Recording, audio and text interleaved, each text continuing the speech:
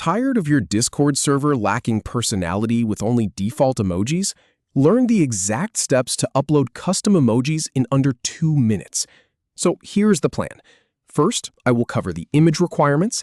Then I will walk you through uploading on desktop. Finally, naming and using your new emoji. All right, before you can upload anything, you have to make sure your image meets Discord's criteria. I have tested this extensively, and these rules are strict. If your file is too big or the wrong format, Discord will just reject it with no warning. So let us get this right from the start. Your emoji needs to be a JPEG, a PNG, or a GIF. Those are your only options.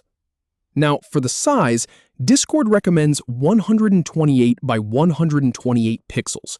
You can go slightly larger, and Discord will shrink it, but starting at 128 by 128 gives you the cleanest result. And here is the one that trips people up the most.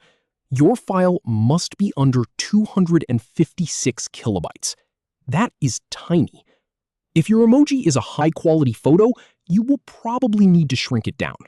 And one more tip from the research I have done on this, use a PNG with a transparent background. It looks so much better in chat compared to a square white box. Now that you have the right image, let us jump into Discord on your desktop or browser. Open up the Discord app and navigate to the server where you want the emoji. You have to be the server owner or have the right permissions to do this. Look at the very top left of your screen, next to the server name. Click that tiny drop-down arrow. That opens a menu. From that list, select Server Settings. Then on the left-hand side of the settings page, find the tab labeled Emoji. Click on that. You will see a button that says Upload Emoji. Go ahead and click it. This will open your computer's file browser. Find your emoji image, select it, and click Open. It might take a moment to process. Once it uploads, you will see your emoji appear with a text field underneath it. This is the alias, the name it will use in chat.